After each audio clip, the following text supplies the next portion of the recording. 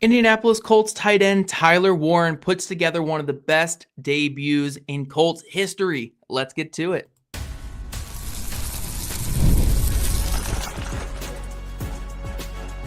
You are Locked On Colts, your daily Indianapolis Colts podcast. Part of the Locked On Podcast Network, your team every day. Thank you all for tuning in and making us your first listen of the day. This is your daily podcast covering your Indianapolis Colts, part of the Locked On Podcast Network, your team every single day. Today's episode is brought to you by FanDuel. Right now, new customers can bet just $5. If your first bet wins, you'll get $300 in bonus bets to use across the app. Hello, everyone. My name is Zach Hicks, your resident film nerd of HorseshoeHuddle.com. Jake Arthur is not joining us today, but don't worry. I have a fun show planned for you guys. Today, we're going to get me just gushing about some players who were fantastic on Sunday for this Colts team. Two new addition players, one Tyler Warren, the other Cam Bynum, and then we're going to close out this show with me being the Debbie Downer that I always am. We're going to talk about a couple negatives and things that I want to see the Colts really clean up going into week 2 against a really good Denver Broncos team that boasts one of the best defenses in football. But first, let's stick with the positives because this is all about positivity this week. The Colts won in dominating fashion on Sunday, 33-8 over the Miami Dolphins, broke the 11-year streak of not winning an opening day, won the Jim Irsay tribute day. It was a fantastic showing for everyone involved. But honestly, I think my first star of the week, my first star of the game was rookie tight end Tyler Warren. Tyler Warren finished the game with 7 receptions on 9 targets for 76 yards, which is 10.6 yards per target or per catch, along with 1 carry for 3 yards. So he finished with, again, 79 total yards on 8 touches. This was a great showing for a young player. He didn't get in the end zone, got really close, should have been a pass interference in the end zone, but we'll let that slide for now. On his receptions, his 9 targets were a game high across either team, and of his receptions, 5 first downs were made by Warren. And then one thing I really want to throw out there is his usage was really interesting as well. He had 32 snaps as an inline tight end, 13 snaps out in the slot, six snaps out wide, so like a boundary wide receiver, and then 2 snaps in the backfield as like a fullback. One was one of those goal line runs for Jonathan Taylor, and the other, of course, was his carry up the middle on 4th and 1. So Tyler Warren was really involved in this Colts offense, and there's so many positive things we can talk about. Let's start it off with just how he was used as a pass catcher. We saw the Colts have this very concerted effort to get him the ball in space and let him create after the catch. And he was a player that they relied on to get those big yards. I mean, I think one of the most important messages this team sent early in the game was our first play is going to Tyler Warren. They did that little play action bootleg, threw it to Tyler Warren in the flat. He was able to get up the field, and instead of ducking out of bounds, he laid a big hit on the defensive back to kind of set the tone for the game. And again, from there, the Colts were able to be the bullies in this outing. So they got him the ball early and often. He was their go-to guy off of play action. And he was also the guy that Daniel Jones liked to go to against the blitz with their little spot concepts and their little hitches over the middle. Warren was able to get to his zone beating spot, sit down, get those catches in space, and then create after the catch for a couple extra yards. So him and Daniel Jones built a really great rapport. One of his biggest catches of the day came on that first drive as well, where he had a little out and up the left sideline, went up and got the ball in space. Good ball by Daniel Jones, but even better catch from Tyler Warren. So we kind of saw a little bit of everything from him, from being the scheme touch guy in the flats to being the blitz beater over the middle. And then we got that vertical shot down the left sideline as well. So as a pass catcher, Tyler Warren was everything as advertised. You know, he wasn't going to be this burner in man coverage that's just going to cook every single player that he goes against, you know, like a Travis Kelce type of tight end. But if you need him to be a guy who can create after the catch, to be a guy that is smart enough to beat zone, and then who can slip unnoticed down the field, that's exactly what Tyler Warren brings to a passing game in the NFL. So I thought he lived up to all those expectations as a pass catcher from day one.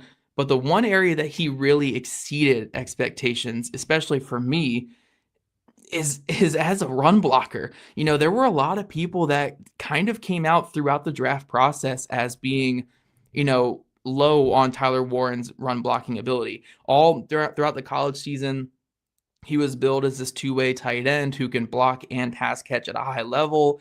And then once we got into draft season, we got into the just over evaluation of everything. Tyler Warren's run blocking kept coming down across the board for a lot of evaluators. But for me personally, I was always very high on Warren as a run blocker. And I think we saw why on Sunday. He wasn't really asked to do the Mo Alley Cox like dirty work of like, you're going to have to seal the edge here. You're going to have to drive a defensive end off the field, off the line. But what we saw is the Colts like to get him out in space. We're trying to get him to that second level with linebackers and safeties, and then occasionally pulling him around out in front on like screen plays, like the Ashton Dulin sweep play. He was out in front on that play. And when he was able to get in space and be used against, again, those safeties and linebackers as a run blocker, I thought he was the best run blocker in the game for the Colts. He was just such a big asset in this area of the game. And it's kind of not getting talked about enough because he was so productive as a pass catcher, but his run blocking was arguably better than his pass catching in this game. And I'm so intrigued on what this means for him going forward, because I think the Colts could utilize him more as a fullback going forward. Because again, if you're the fullback, you're gonna get out in space. You're gonna be that lead blocker against linebackers, against safeties. Now you don't want to do that too much with him because you don't want to expose him to those big hits when linebackers are filling hard. But I'm just so intrigued by what he could be as a run blocker now, because I was high on him coming into this, but when I saw the way that he was finishing blocks, when I saw the way he was driving these guys off the ball, it really was some special stuff in the run game from Tyler Warren. And it reminded me a lot of George Kittle. It looked a lot like George Kittle in this game. Again, just from that ability to get out in space, get his hands on defenders, lock them up, and just keep those feet driving and move them down the field. So, Tyler Warren's pass catching was outstanding in this game. And I think, he has a high floor in this offense because a lot of what he did is easy to be replicated. But the run blocking truly was a difference maker for the Colts in this game. And I kind of think he's going, like, I kind of said in the preseason that he can be like their Jack Doyle in the run game. And I think he really did show it in this one. So Tyler Warren, man, I mean, this is probably the best debut we've seen from a Colts rookie since Quentin Nelson back in 2018. Quentin Nelson was obviously a top 6 pick. Warren was the 14th overall pick in this draft. So a little bit more down the line there for Warren, but I can't remember being as excited about a Colts rookie as I am right now with Tyler Warren. He just went out there, looked like a pro from the first minute of the game, was a focal point of the passing game, was a dominant force in the run game. And again, the Colts utilized him in a variety of ways, from 32 inline snaps, 13 slot snaps, 6 snaps out wide, and 2 snaps in the backfield. I think we could see a little bit more diversity coming forward. You know what? I'll even throw this prediction out here right now because the Denver Broncos is coming up. I think he hits at least 5 snaps in the backfield this upcoming game against the Broncos. If you actually look at what the Colts' biggest run from that Broncos game last year, which I know is a heartbreaking run to look at because a certain running back dropped the ball at the goal line. But if you look at what the Colts did on that run, they had Drew Ogletree in the backfield as a fullback leading the way on that play that Taylor broke free and got to, nearly scoring a touchdown. And we saw them roll out a couple fullback looks against the Broncos that were really effective in the running game. So I think we can get Warren in the backfield a good 5, 6, 7 times against the Broncos, and it might really help open up that run game. And then again, I still want to see the Wildcat quarterback a little bit with Warren, but overall, this was just such a great showing from Tyler Warren. Anyone who had their doubts and had skepticism about him, I still think there are reasons to maybe be a little skeptic on like how high he can be in this offense, but the overall floor of what he's going to bring as a pass catcher, as a run blocker, and as this weapon that can be the focal point of the team, I think Tyler Warren's future is so bright in Indianapolis. As long as he stays healthy, which is going to be a concern, which is how physical he plays the position. Again, I keep bringing up George Kittle. We look at what happened with Kittle with the 49ers. He's been banged up a lot because of his bruising style. So we'll have to see if Warren can stay healthy with his style of play. But I mean, heck, as of right now, it's working for the Colts. It's working for him. I'm loving the way he plays football. He is a throwback player at tight end, and he is really fun to watch. And I think the Colts got a good one in Tyler Warren. But speaking of Colts getting a good one, They didn't only make moves in the draft this year. They did get some free agent signings, and the biggest one, or the second biggest one, was Cam Bynum at free safety. And he made a huge impact in his first game. So coming up, I'm just going to go on a beautiful rant about how awesome Cam Bynum was in his debut with the Colts.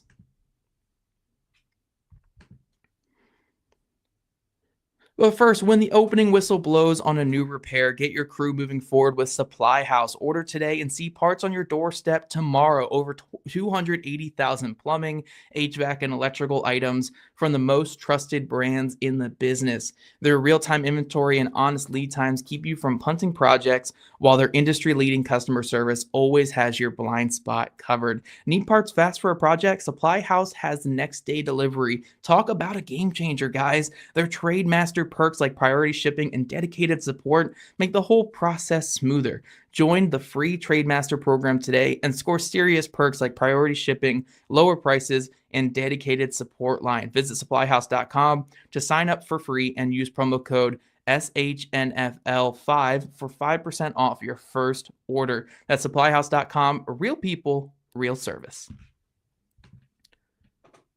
And guys, the NFL season is back, and honestly, there's nothing better than being in the stadium surrounded by fans cheering on your favorite team. But let's be honest, getting tickets can be the biggest hassle. Between long queues, login screens, and prices jumping at checkout, it's frustrating. That's why I like to use Game Time, the app that gives the advantage back to fans. Game Time is fast, easy, and backed by the Game Time guaranteed. So you'll always get 100% authentic tickets delivered on time and at that best price. Plus, all fees are included, so the price you see is the price that you pay. I pulled up Game Time, and in just a couple of taps, I saw amazing deals. I'm talking about your favorite NFL games as low as $100. And guys, look, with the Colts winning games, you might want to get in on these tickets before it's too late. I also love zone deals as well. You can pick the section, Game Time picks the seats, and you save big. Honestly, it's faster, it's cheaper, and it's way less stressful than any other way that I've bought tickets. So download the Game Time app today, create an account, and use code LOCKEDONNFL for $20 off your first purchase. Terms apply. Again, that is promo code LOCKEDONNFL for $20 off. Swipe, tap, ticket, go. Download Game Time today. Alrighty, Locked On Colts everydayers. We spent the whole first segment just raving about the beautiful tight end that is Tyler Warren. I don't know how he fell to the Colts at pick 14, but I'm not going to be upset about it. And we really saw this past weekend why the Colts are not upset about getting a player like Tyler Warren, one of their top players in this past draft, but one of their top players in free agency this past offseason was Viking safety Cam Bynum. And this was a player that I was really high on the Colts getting, mainly because, like, again, if you were not going to get the Jesse Bates level free safety that you were looking for this system, the next best thing you can get is a player like Bynum who has the past history of playing outside corner, of playing slot corner, can play strong safety, can fit against the run, can play over top. He is just a really cerebral, smart playmaking player at that free safety position. So again, if you're not going to get that guy who's just going to sit over the top and be a rangy monster, the next best thing you can get is a player that makes your defense just as, again, diverse as you were going for. So I think Cam Bynum was such a great fit for this team, and we saw in week one how good he could be in this system. Made his impact early in this game with an interception on the first drive against Tua, and we saw the wonderful celebration afterwards. I think if anyone can correct me here if I'm wrong, but I think that was the Greg Jennings celebration. He was grabbing at his leg, which is a throwback to that old Madden glitch with Greg Jennings. And then the little dance he did in the end zone was also like a Madden glitch where a player fell down and just was slamming his elbows against the ground. Really funny stuff there if you got the reference. I know it's not like the most universal reference, but to me, I thought it was pretty great. So we saw just everything that he brings, again, from the playmaking to the fun atmosphere. And then, like he said in his post-game presser, where once one guy gets a turnover, everybody wants to get the turnovers, especially when they're seeing what he's doing in the end zone once he got his. So you see Kenny Moore come back the next series with a forced fumble. You see Laiatu Latu come away with an interception later. His energy was just infectious for this defense.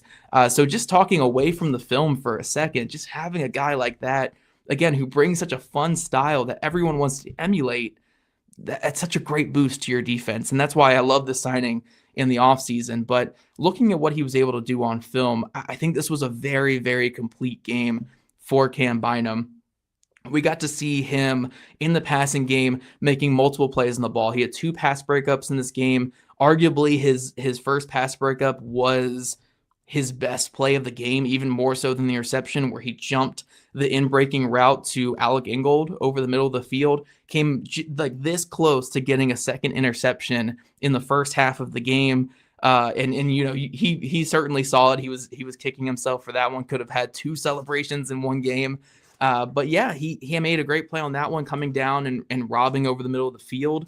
And then we saw a lot of great run fits from him as well, which is going to be so vital this year with, again, the Colts are going to be in a lot of nickel defense. They're going to need the safeties. They're going to need corners being aggressive and physical, fitting against the run. So seeing a player like Bynum coming flying downhill and just reading and diagnosing the opposing offense quickly is so vital.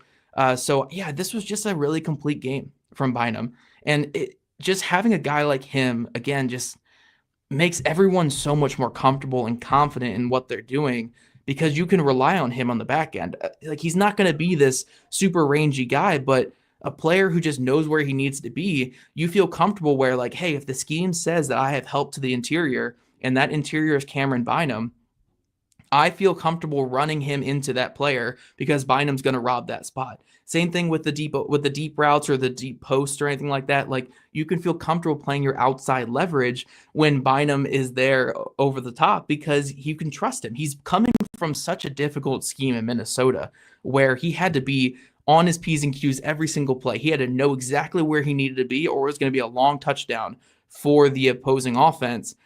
So he really needed to be on top of everything there in Minnesota. Now you're bringing that to the Colts where, look, this defense is very difficult as well to understand, but he's seen it all in Minnesota.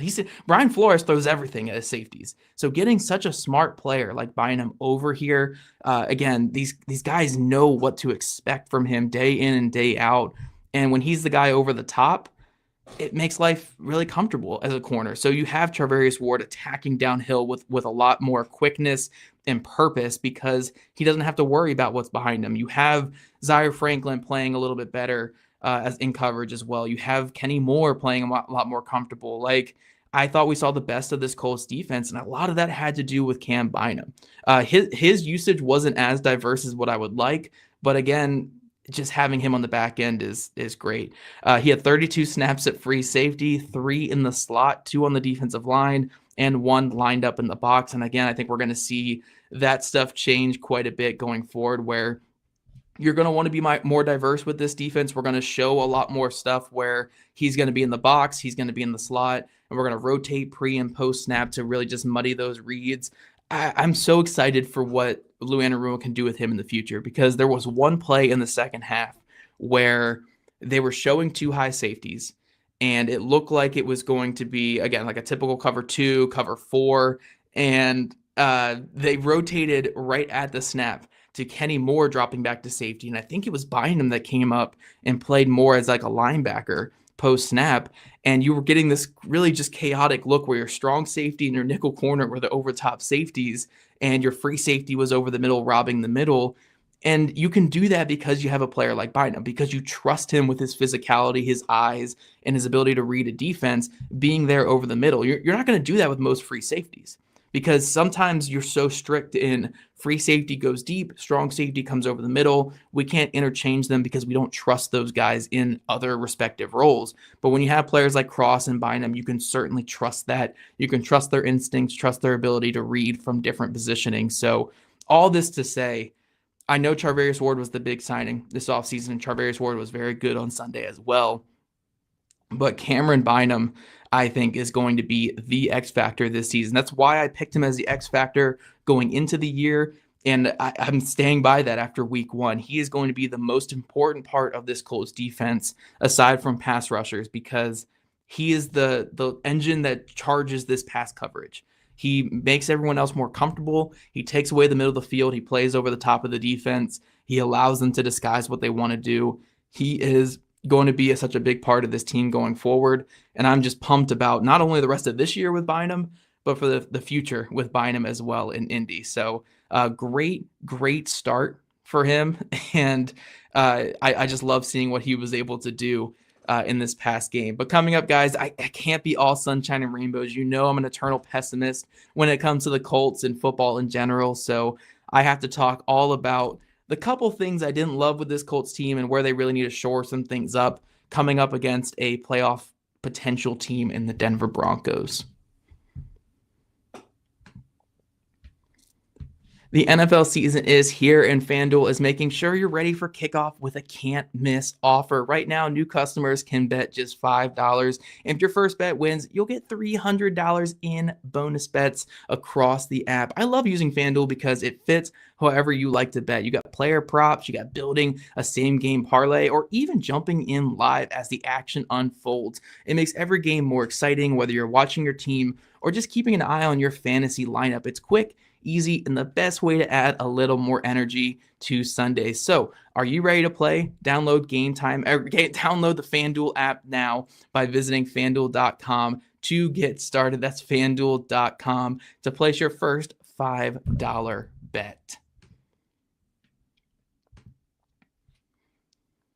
Just to correct myself there, you go to Game Time and get tickets to the game, and then you can play on FanDuel to really just extenuate that experience there. That's why I got mixed up there. You can really add it all in one.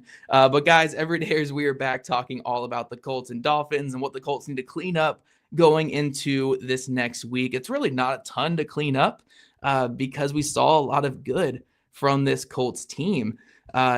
I would say of the 46 players that dressed, I would say like 43, 44 of them had great games. The other two probably just had good games. And it's really hard to kind of nitpick and talk about like what went wrong with this team. If I really, really wanted to get down into it and say like some concerns I had going forward, I think the special teams kick coverage could have been a little cleaner earlier in the game. I think they kind of righted the ship later in the game, but in that like first half, those first couple kick returns that were there for the Miami Dolphins, the kick coverage was a little bit loose. You don't want opposing teams starting at the 45, at the 40-yard line. You want to the goal now is to tackle them before the 35, which is where the touchback would be. So as long as you can get them down before that 35-yard line, I would consider it a win. There were just a couple that got past that 35 that concerned me a little bit, and you certainly want to just keep that in contain a little bit, especially you don't want to give up any scores on kick returns this year because those are how you swing games right there. So that's certainly one. I think the run defense, I'm not really in the boat where I'm concerned yet, but I need to see what it looks like against a different team like the Denver Broncos this upcoming week. The Miami Dolphins are very explosive in the ground game, and Devon Achane, for my money, like, if you were to give every running back in the NFL 20 carries and guarantee they're not going to get hurt on those 20 carries, Achane's arguably a top 3 to 5 rusher in football. So it's hard for me to really gauge like how much to be concerned about this run defense after going against him in week 1, especially when they were so dominant against the pass. It's easier to let up a couple of plays on the run. So I want to see what it looks like against the Denver Broncos with J.K. Dobbins, R.J. Harvey. They're fine players, but they're not at the same level as a Devon Achane. So I'm more so just monitoring the run defense right now. Certainly some concerning signs in terms of defensive tackles getting driven off the ball when Grover Stewart's out of the game. One of our biggest concerns coming into the year was that. So I really want to see how that looks against a different team, but more so just need to see how that looks in the next couple of weeks before I really call it a concern. One thing I would say, not really to correct with Daniel Jones, but just to point out with Daniel Jones, I do think there were a couple of moments where he could have been a bit more aggressive, either over the middle of the field or pushing the ball to the boundary, or just certain moments where I think he really could have pushed the ball a little bit more. And we saw him take like the way check down option of running back in the back, just out of the backfield, or a pass catcher 3 yards down the field. I think against better teams, you're going to have to push the ball a little bit more. You're going to have to layer some throws and get throws over defenders. So we'll see if that was just hey, we're killing this Miami Dolphins team. I don't really need to force anything. Let me get to the check down. Or if that's a sign of things to come and he's a little bit concerned layering the ball over defenders. again, this is such a wait and see thing because we're in week one. It's hard to really say exactly what this team is going to be following just one game and one data point to start the year, but it's something I'm certainly looking forward to going forward with him. The Colts running attack on offense technically didn't have the greatest showing in terms of yards per carry. They had 40 carries, but only 3.9 yards per carry, and there were quite a few run stuffs. I was on a radio show this morning talking about that actually, and I wasn't too concerned off the film with that one. When it came to the running game, I thought the processes were typically good. It was just one guy not getting a good enough block on pretty much every run stuff, or Jonathan Taylor just not driving his feet hard enough, or the handoff being a little slow. Like, it was all these little things that contributed to making the run game not look as good as what it probably should have been. So I'm not terribly concerned about that one. Honestly, the biggest concern probably going forward is just the health of the cornerback room, which has been our biggest concern all offseason. With Justin Wally down, he's already out for the year. Juju Brent's no longer with the Colts. Jalen Jones, I'm assuming, is going to go on IR at some point this week. And now Charvarius Ward is in the concussion protocol. It seems unlikely like he's going to play this week, but we'll have to monitor that throughout the week. So the Colts cornerback room on Sunday could be down to Xavier Howard, Mekhi Blackman, Jonathan Edwards, and then a practice squad call-up. That's not the greatest sign in the world when you're going against a potential playoff team in the Denver Broncos. So that's going to be a big concern, I think, going into that game.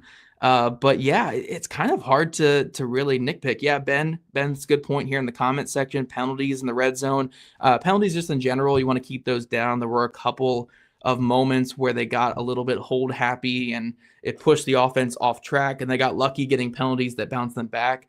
Honestly, I think the bigger thing to really talk about in the low red zone is just converting those red zone trips into touchdowns. Getting threes against the Miami Dolphins is one thing, because the way that Dolphins offense was playing, they were never going to hit 20 points. So the second you got to 20 points, just keep adding on more points and through threes, and you don't have to worry about going for it on fourth or being aggressive there.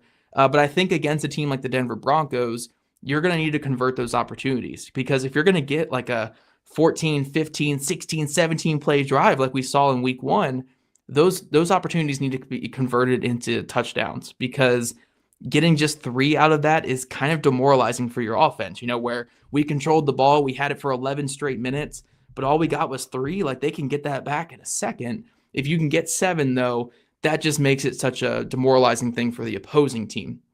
So I think finishing in the red zone is going to be a big thing. I want to see a little bit more creativity in the red zone from the Colts offense. I think they missed an opportunity to use the QB run game a little bit more so than, I'm not talking just QB sneaks. I mean, more so like read option type stuff or RPR type stuff. Maybe Tyler Warren at quarterback would have been fun. Tyler Warren as Wildcat quarterback. I'm going to keep bringing that up because I want to see it a little bit. I want to see a little bit more diversity in the red zone. Maybe just isolating Josh Downs. Isolating Josh Downs would be a huge thing that you can do in the red zone, because he is your best separator. So again, it's not something that I want to say is a big concern right now, because I wasn't terribly concerned about it coming into the year. But I want to see a little bit more diversity and creativity in the red zone, especially outside that 5-yard line. They looked good once they got inside the 5-yard line, because they were able just to power their way into the end zone. But what can you do between the 5 and the 15? Because that's going to be the key for this team. You can't just get 3 every time you get to the red zone. This is a league where you need to get more. You need to get points in bunches, especially if you're going to be a ball-controlled offense where you're going to hold the ball for most of the game like they want to be.